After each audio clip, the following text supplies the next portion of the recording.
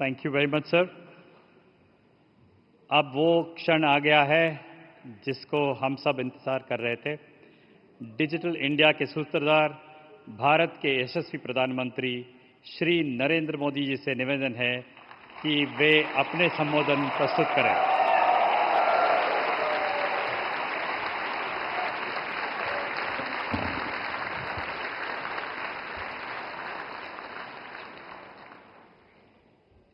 His Excellency Prime Minister Keir Starmer,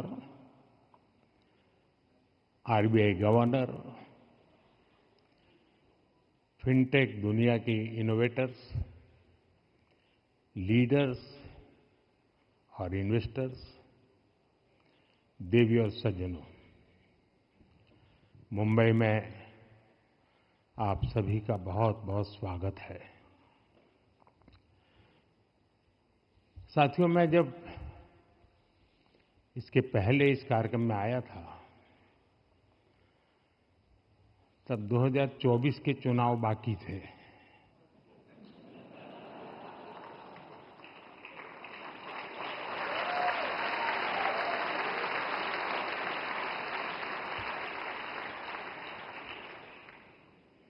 लेकिन उस दिन मैंने कहा था कि मैं अगले कार्यक्रम में आऊंगा।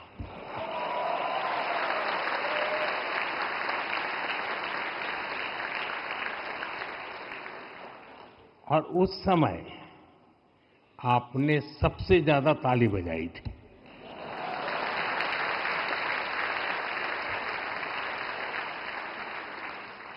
और उस समय जो राजनीति शास्त्र के जानकार लोग यहां बैठे थे, उन्होंने मान लिया था कि मोदी आ रहा है। साथियों, मुंबई यानी the city of energy, Mumbai यानी the city of enterprise, Mumbai यानी the city of endless possibilities. उस मुंबई में अपने मित्र प्राइम मिनिस्टर स्टारमर का विशेष अभिनंदन करता हूं।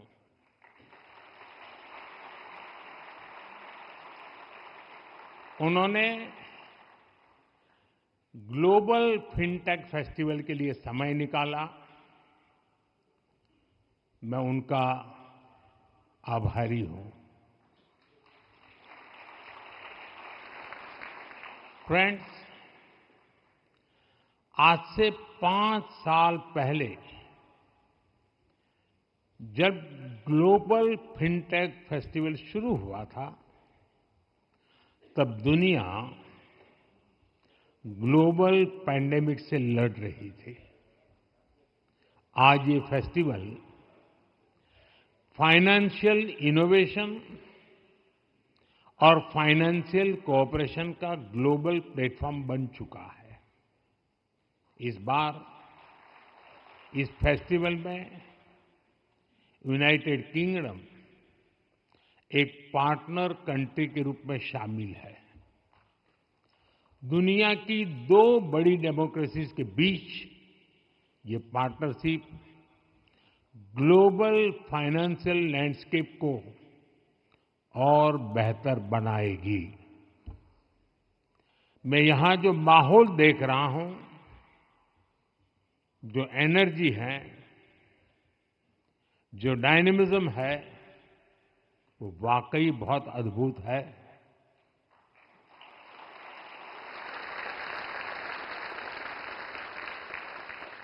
ये भारत की इकोनॉमी के प्रति, भारत के ग्रोथ के प्रति ग्लोबल ट्रस्ट का प्रतीक है। मैं क्रिस गोपालाकृष्णन जी को, आरबीआई गवर्नर को, श्री संजय मल्होत्रा जी, सभी आयोजकों और पार्टिसिपेंट्स को इस शानदार आयोजन के लिए बहुत बहुत बधाई देता हूं।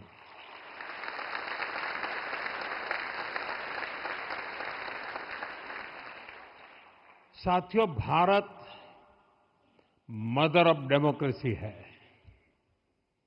जब हम डेमोक्रेसी की चर्चा करते हैं तो ये सिर्फ इलेक्शन या पॉलिसी मेकिंग तक ही सीमित नहीं है। भारत ने इस डेमोक्रेटिक स्पिरिट को गवर्नेंस का एक मजबूत पिलर भी बनाया है और इसका बेहतरीन उदाहरण है टेक्नोलॉजी। दुनिया में लंबे समय तक ये चर्चा बहुत काफी रही है और हम आज उस चर्चा को नकार नहीं सकते हैं। उसमें काफी सच्चाई थी और वो चर्चा थी टेक्नोलॉजिकल डिवाइड की। भारत भी उस समय इससे अछूता नहीं था, लेकिन बीते एक दशक में भारत ने टेक्नोलॉजी का भी डेमोक्रेटाइजेशन किया है। आज का भारत सबसे अधिक टेक्नोलॉजिकली इंक्लूसिव सोसाइटी में से एक है।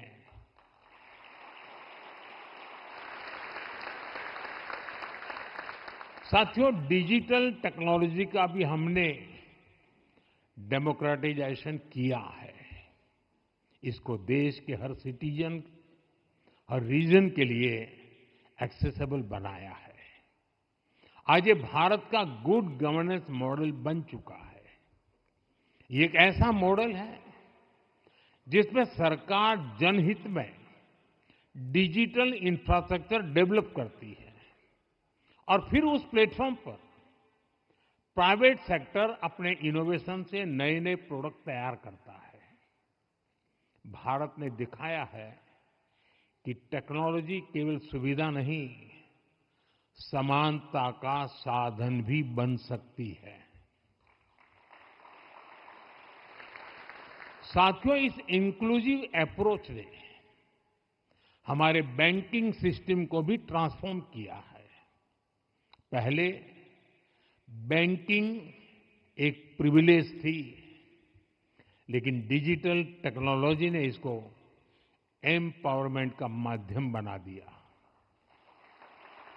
आज भारत में डिजिटल पेमेंट्स एक रूटीन बन चुका है और इसका सबसे बड़ा क्रेडिट जेम ट्रिनिटी यानी जनधन, आधार और मोबाइल को जाता है।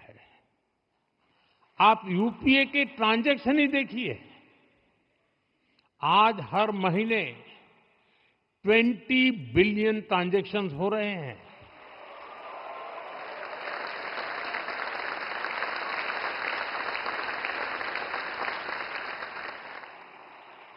इनकी वैल्यू 25 ट्रिलियन रुपीस यानी 25 लाख करोड़ रुपए से अधिक है। आज दुनिया के हर 100 रियल टाइम डिजिटल ट्रांजैक्शन में से 50 अकेले भारत में होते हैं।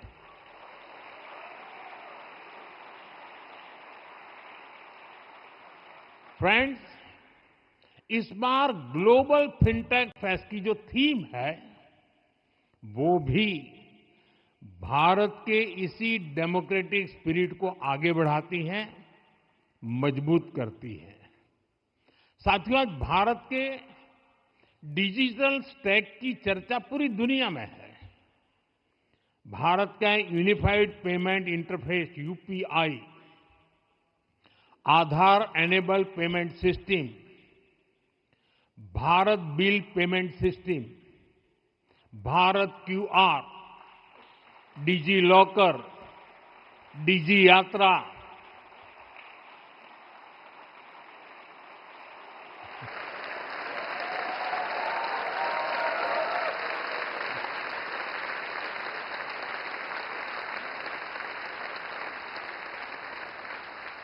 गवर्नमेंट ई मार्केट प्लेस यानी जेम, ये सब भारत की डिजिटल इकोनॉमी की रीढ़ है। और मुझे खुशी है कि इंडिया स्टैक अब नए ओपन इकोसिस्टम्स को जन्म दे रहा है। आप में से बहुत लोग परिचित नहीं होंगे शायद, ONDC यानी open network for digital commerce छोटे दुकानदारों और MSMEs के लिए वरदान बन रहा है। अब वे पूरे देश के मार्केट तक पहुंच रहा है। ओसन, OCEN, open credit enablement network छोटे एंटरप्रेन्योर्स के लिए एक्सेस टू क्रेडिट को आसान बना रहा है। ये सिस्टम MSMEs के लिए क्रेडिट शॉर्टेज की समस्या का समाधान कर रही है। मुझे विश्वास है कि RBI जिस करेंसी की तरह आगे बढ़ रही है, डिजिटल करेंसी के लिए, उससे भी चीजें बहुत बेहतर होगी।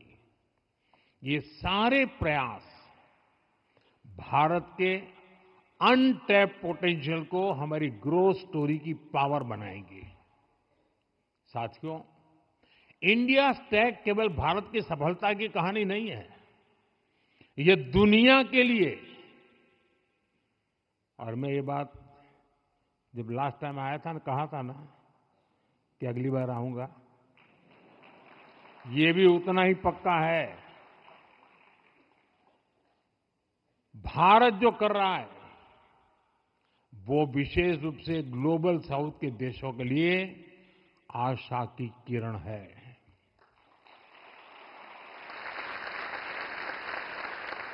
भारत अपने डिजिटल इनोवेशन से दुनिया में डिजिटल कोऑपरेशन और डिजिटल पार्टनरशिप बढ़ाना चाहता है, और इसलिए हम अपने एक्सपीरियंस और ओपन सोर्स प्लेटफॉर्म दोनों को ग्लोबल पब्लिक गुड के लिए शेयर कर रहे हैं।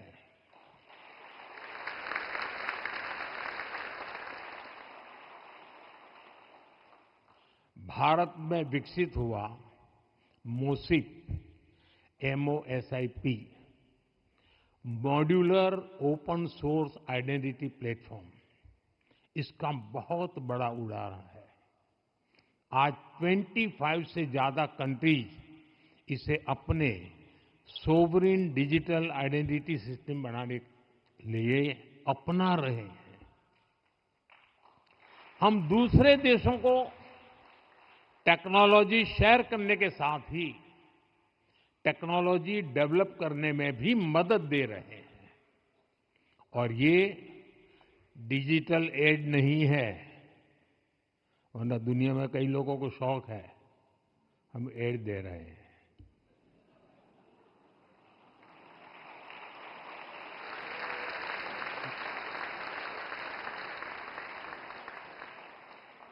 समझदार को इशारा काफी है।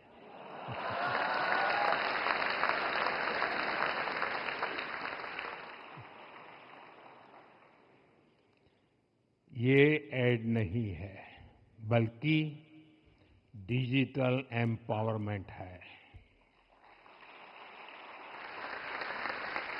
साथियों, भारत की फिनटेक कम्युनिटी के प्रयासों से हमारे स्वदेशी सॉल्यूशंस को ग्लोबल रेलेवेंस मिल रही है। इंटर ऑपरेबल QR नेटवर्क्स हो, ओपन कॉमर्स हो या ओपन फाइनेंस फ्रेमवर्क हो, इनमें हमारे स्टार्टअप्स की ग्रोथ दुनिया नोटिस कर रही है। इस साल के पहले 6 महीनों में ही Bharat top 3 most funded fintech ecosystem में शामिल हुआ है। ये मैं आपकी बात बता रहा हूं।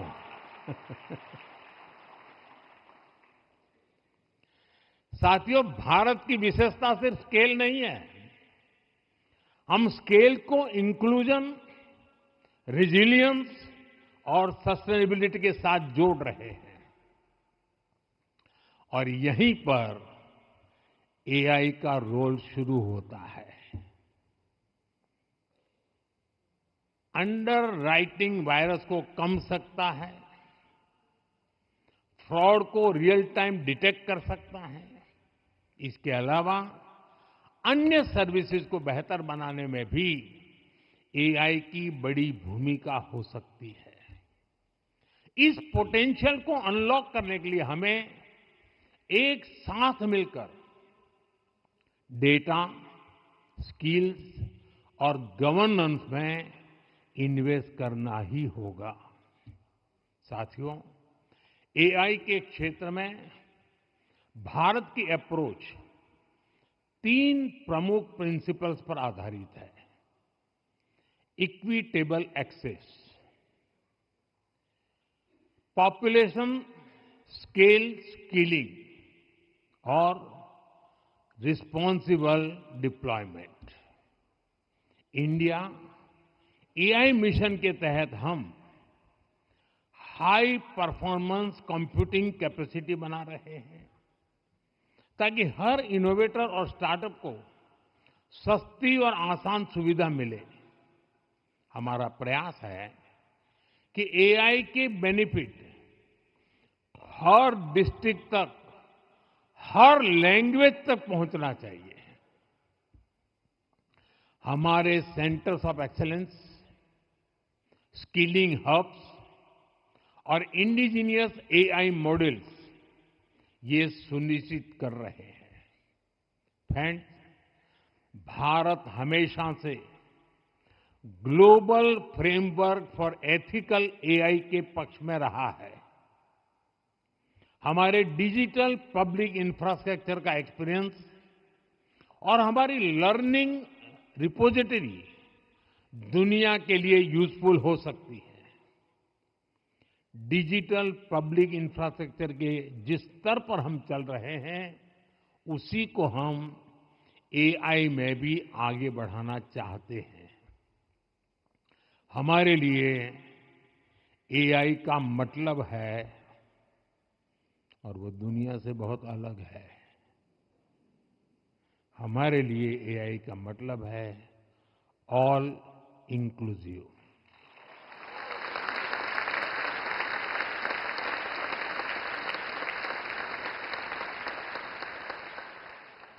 साथियों, आज दुनिया में एआई के लिए ट्रस्ट और सेफ्टी रूल्स को लेकर डिबेट चल रही है, लेकिन भारत इसके लिए पहले ही ट्रस्ट लेयर का निर्माण कर चुका है। भारत का एआई मिशन डेटा और प्राइवेसी दोनों विषयों को हैंडल करने का सामर्थ्य रखता है। हम एआई में भी ऐसे प्लेटफॉर्म विकसित करना चाहते हैं जिस पर इनोवेटर्स इंक्लूसिव एप्लीकेशंस डेवलप कर सकें। पेमेंट्स में हमारी प्रायोरिटी स्पीड और एश्योरेंस है। क्रेडिट में हमारा लक्ष्य अप्रूवल्स और एफोर्डेबिलिटी है। इंश्योरेंस में हमारे टारगेट पॉलिसीज और टाइमली क्लेम्स हैं। और इन्वेस्टमेंट में हमें एक्सेस और ट्रांसपेरेंसी में सक्सेसफुल होना है। एआई इस ट्रांसफॉर्मेशन की शक्ति बन सकता है। इसके लिए एआई एप्लीकेशंस का डिजाइन लोगों को ध्यान में रखकर करना होगा। पीपल सेंट्रिक होना चाहिए। जो व्यक्ति पहली बार डिजिटल फाइनेंस इस्तेमाल कर रहा है, उसे यह भरोसा होना चाहिए कि एरर्स स्विफ्टली रिजॉल्व होंगे।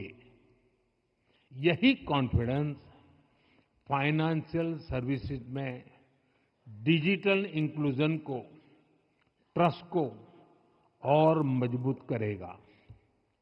फ्रेंड्स, कुछ साल पहले यूके से एआई सेफ्टी समिट शुरू हुई थी। अगले वर्ष एआई इम्पैक्ट समिट भारत में होगी।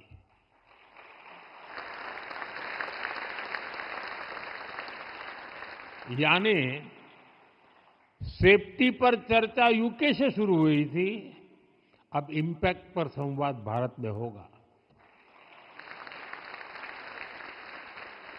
भारत और यूके ने ग्लोबल ट्रेड को और उस ट्रेड को लेकर विन विन पार्टनरशिप का रास्ता दुनिया को दिखाया है।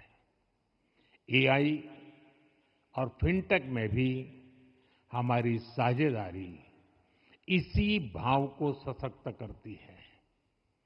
यूके की रिसर्च और ग्लोबल फाइनेंस एक्सपर्टीज और भारत की स्केल और टैलेंट, ये कॉम्बिनेशन पूरी दुनिया के लिए अपॉर्चुनिटीज के नए गेट खोल सकता है।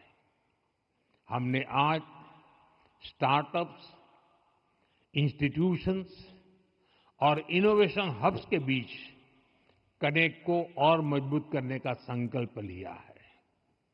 यूके इंडिया फिनटेक कॉरिडोर नए स्टार्टअप्स को पायलट करने और आगे बढ़ाने के लिए अवसर बनाएगा और साथ ही इससे लंदन स्टॉक एक्सचेंज और गिफ्ट सिटी के बीच नए कोऑपरेशन के रास्ते भी खुल सकते हैं।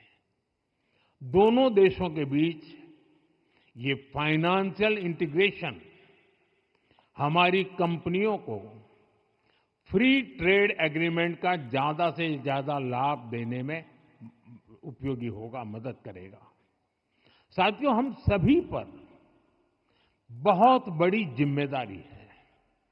मैं आज इस प्लेटफॉर्म से यूके समेत दुनिया के हर पार्टनर को भारत के साथ पार्टनरशिप के लिए इनवाइट करता हूं।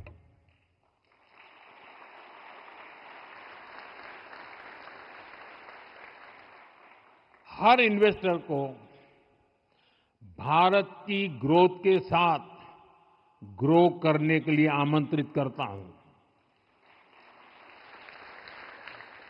हमें ऐसा फिनटेक वर्ल्ड बनाना है जहां टेक्नोलॉजी, पीपल और प्लेनेट दोनों को समृद्ध करे, जहां इनोवेशन का लक्ष्य केवल ग्रोथ नहीं बल्कि गुडनेस भी हो, जहां फाइनेंस का अर्थ केवल नंबर्स नहीं बल्कि ह्यूमन प्रोग्रेस हो। इसी आह्वान के साथ आप सभी को बहुत बहुत शुभकामनाएं। आरबीआई को बहुत बहुत अभिनंदन। धन्यवाद।